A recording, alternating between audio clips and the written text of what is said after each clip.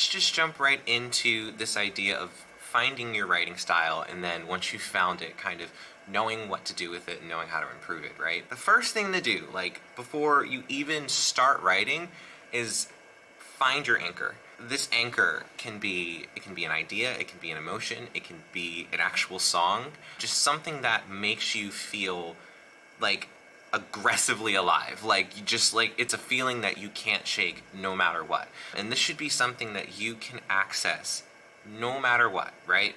So that when you are writing and you're starting to figure out, okay, what is it that I want to say, you have something that you can point to, and then you could always come back to. One thing that I find with newer writers, and I've done it myself, and I'm kind of in the process of doing this now and I'm trying to undo it, is, for example, I'm putting together an album right now, or in the future I will be. I'm putting together a couple of projects, and sometimes when I'm putting together these songs and really kind of seeing how it shapes up, I'm like, oh, this is the sad song, this is the folk song, this is the indie song, right? And I'm putting all of these tracks in their little kind of like compartmentalized corners. And I think the issue with doing that, and again, it's easy to do it when you're a newer writer because it helps you kind of organize where things will be, but I think the danger of that kind of compartmentalization, right, is that there is no, again, anchor, personal internal anchor, kind of tying all these things together. What happens is you kind of start wearing different stylistic hats, right? And while you may be able to wear them really well when it comes to putting together a cohesive project, right, that's where things kind of fall through.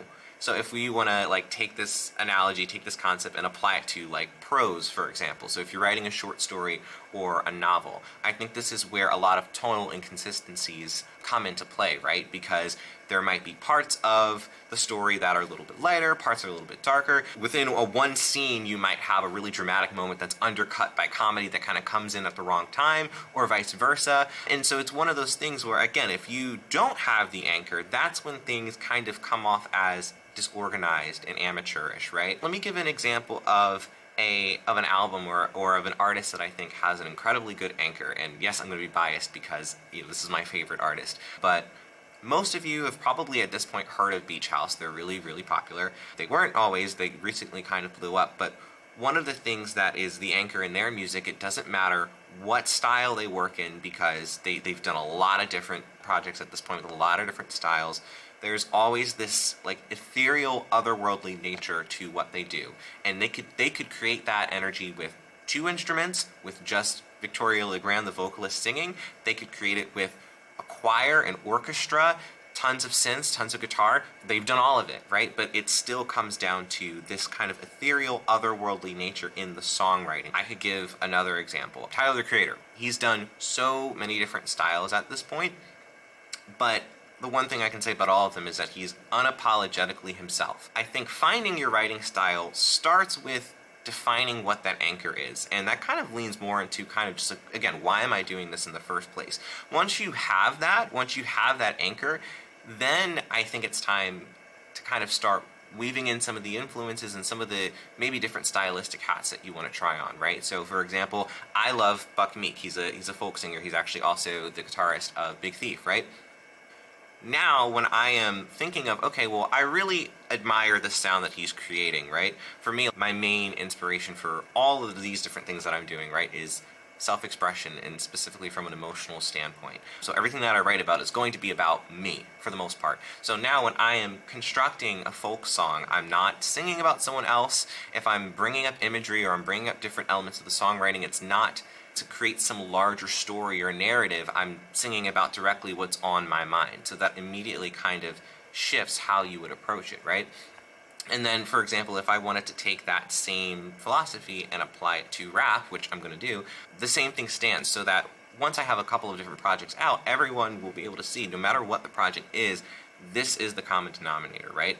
So when it comes to your work, I would say identify the projects, artists, pieces of art, whatever it may be, that inspire you the absolute most, and learn the ins and outs of those projects really, really well. Be able to copy them to an absolute T. There's absolutely nothing wrong with copying. Don't plagiarize, just pay homage. Because the thing is, again, that will provide you an anchor that you can weave into the what you want to do, right? And again, as long as you still place yourself at the center of that and your perspective and what you want, no matter how close you may get to someone else's sound, it can never truly not be unique because you are unique, right?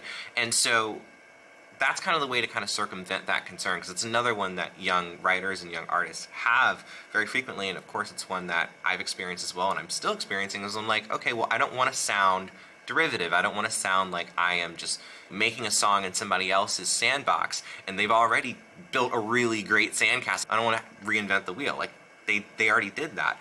And you can circumvent that by, again, just kind of applying your own anchor to whatever style it may be. But learn how to do those styles well so that eventually you can draw from all of these different styles to create something completely new, right? So I think that is kind of really the first kind of foundation in terms of building your writing style.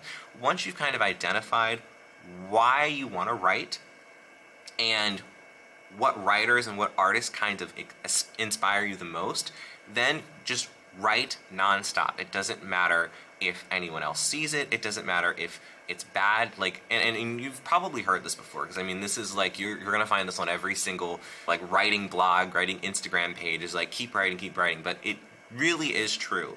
And if that's something that you may struggle with, like kind of trying to get yourself in that headspace a lot, the more that you do it, it'll be much easier to kind of enter that headspace really, really quickly. And so the one thing that I would say is, don't be afraid if it's bad. Like, don't be afraid if you find that it doesn't really match up to these styles that you're looking towards emulating or taking a little bit from, because that is going to be completely natural. In that same vein, right, when you're creating your writing style and you're looking back on your projects and you're creating them and you may feel that they're not good, right?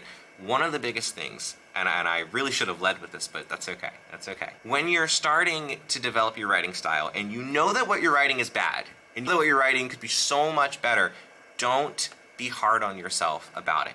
Pay those projects, whatever they may be, the same amount of respect that you would pay something that you spent 2-3 years on and you know is really good. Pay them all the same amount of respect, because, and it's funny actually, Buck Meek said this once. It was either Buck Meek or Adrian from Big Thief. Someone asked them once, what would you say to people who are looking to write and looking to kind of really create on a higher level? The one thing they said was, be kind to your creative self. And I've always kind of kept that with me. So I'm being kind to myself right now, knowing that there are so many different things that I would do and I will do in the next show that will make the second episode of How to Write While Drowning much better. But I'm still going to respect this episode, and I think there are a lot of cool things I'm talking about here, and I feel happy with it, even though I would change some things differently. And so with your projects, that's incredibly important as well. When you're starting out, even if it's bad and could be better, pay it the same amount of respect. Show other people these projects. Don't give a ton of qualifiers and be like, well, I would change this and I will change that and I would change this and I would change that before giving it to them, because that's what a lot of writers do. It's what I do. Just let the project exist on its own. And if it has flaws, that is completely okay. Just because something has flaws doesn't mean it's evidence that you should stop writing, right? If you're noticing its flaws, then that means you should keep writing, because that means you are able to have the sense to even know what's wrong with it so that you can fix it down the line, right? There are some people who will watch something or read something that genuinely, truly has no artistic value to it and will not even think of it. Like, they won't even consider any of its merit when it comes to how it was created, right? Those people, again, I think everyone should write, but those people may have a hard time creating something that's really interesting, right? So if you already know that something needs work, that you're working on, right? Then that just means that you're on the right track, right? And when you come to the next project that you're working on, that's just going to be data that you can use to like improve your writing style. So saying all that to say, in a lot more simpler terms, pay yourself, your artistic self, as much respect as you would pay the people that you're trying to reach towards in terms of their quality, right? I think that's incredibly important. So once you've done this, right, and you've started writing, I think at this point it's extremely important to share that work with other people and genuinely take their feedback, even if you think it's misguided, even if you think maybe you don't agree, or maybe you're like totally like shredded by the things that they're saying. And maybe you think that you should stop writing or something like that, but no, you take it and you keep writing anyways. And the reason why is because it's going to help kind of train you to handle criticism a little bit better, because this is actually one of the things that I really struggled with, and I think that's why my writing stalled in terms of really developing my style, because I would be so afraid to share it with people, and then I would share it with them, and then they would just be like, oh, that's cool. They wouldn't really respond. And that's how I knew, and this is kind of segue into my next point, that's how I knew that my writing style really needed work. Again, like I had found it, I felt like it was me, I felt like I was expressing what I wanted to express. However, at this point, now that I had figured that out, I realized, okay, but I'm not expressing it in a way that other people will also be able to understand. And this needs a lot of work. But I would have never known that unless I started getting feedback. It's not rocket science, but it's really like these kind of like fundamentals in terms of mentality are incredibly important to exercise, because just like having an anchor, these things you're going to constantly come up against, right? And the feedback that you get from other people, preferably people that you know well and kind of trust and know where you're coming from, it will help you keep refining your writing style to where you can actually say, okay, I'm expressing what I want to express, and I also think that I'm expressing it in an articulate and a clear way. And so, yeah, I think that's one of the biggest things in terms of not only developing your writing style, but then also, again, kind of knowing what to do with it and where to take it. So, I'm going to pause there, right? Because that was a lot. Threw a lot at you. Slow down a little bit, right? So let's say you've already gotten to this point, right? Or you feel like now that we've kind of talked about this, right? That you're like, okay, I can get there. I can get to the point where I feel moderately confident that I have a unique writing style, or just something that will set me apart from other people, and it's what I want to express, right? So let's say you've reached that point. Then you keep writing, and people start responding well to what you're doing, and you're like, what? No, I created something. It's unique, it's original, it's me. It pays homage to some of my other influences, but again, it doesn't rob them of what they did. People are liking it. I am a good writer. I'm a good writer, right? And then you keep writing with that mentality, and then maybe 4 or 5 projects pass by, and maybe it's been a couple months, maybe it's been a year, maybe it's been 2 years, right? You go back to your notepad or your digital audio software or whatever, and you're writing. And then something kind of starts to like fall flat. And it's not that what you're making is bad and you don't feel like not confident in it, but you're just like, there is something missing here. And this well that I've been going back to creatively, this style that I've created for myself, it's just not hitting like it used to hit. And you can't really tell why. And you're nervous to call it writer's block because you can write and you can come up with things, but there's something about it that just didn't have the same juice as the things you were making in the beginning. I think this is actually something that I just very recently came up against. That's a sign that now that you've developed your writing style, you've exercised it, it needs to expand, right? And it can be kind of hard to tell when that is, but when you know, you know. And I think one of the ways to tell is that if people, again, when you're sharing your work to people who you trust and that you've built that relationship and they know your prior work and they can compare and contrast, if you're giving new things to them and they're less excited about reading them, or they respond to it, but it's just like, oh, that was good, and you don't actually get real feedback, or Maybe they're direct and they're saying, yeah, this is good, but I feel like it's kind of similar to what you've done before. Again, that is, I think, one of your first indicators that maybe it's time for a change, right? And I think if you can do this, that will save you so many hours in terms of trying to figure out what went wrong and trying to fight writer's block. Because I think a lot of times some people don't realize, a lot of times writer's block is just you writing yourself into a corner, stylistically. I had writer's block for such a long time because I always had the same workflow, the same method of doing things for years. I would open up my laptop, I would go into my digital audio workstation, I would hit the same chords, and I would just be like, okay, I'm just going to keep messing around until something works. Or if it was poetry, right, I would just kind of start with the same framework, the same kinds of ideas, even the same words. And again, I realized that my workflow and the way that I did things needed to be updated because I was just going to keep outputting the same kinds of stories, the same kinds of songs. And I'd already done that by this point. And so if you're at this place, it doesn't mean that you're a bad writer. Again, it just means that you need a change, or you just need to expand and get a little bit more versatile with what you're doing. So with all that being said, I'll use myself as an example. What I started doing was, bear with me here because this can't be applied to everything, but on my piano, I started changing the pitch of the keys so that when I went to play the piano and I was constantly playing the same chords and creating the same chord shapes and kind of just going down the same melodies that I had grown accustomed to and I was really good at creating, when I hit a note, it would sound different than what it should naturally sound like because I changed the pitch. And so that forced me to get out of my comfort zone because I was creating something that I had less control over what it was, right? So for you, it might be collaborating with someone else. If you typically work by yourself, challenge yourself to work with someone else. Or maybe it's, again, working in a different style while keeping that same anchor and that same purpose of like why you want to do what you're doing. That's kind of when you'll start seeing things start to change. And then when you start writing in that different style, or just forcing yourself to just think a little bit more out of the box creatively, when you return back to kind of your roots and the things that you loved creating most and that you got really good at, it feels so much more fresher. And that's another thing too, is that maybe your anchor by this point, it's gotten a little old, and maybe the reasons why you started writing in the first place, the feelings that you wanted to express, the sounds that interest you, whatever, maybe that's changed, and maybe it's time to update that. Maybe it's time to find a new anchor, right? I just recently, I have a novel that I've been working on forever, like so does everyone, but yeah, I mean, I have one too.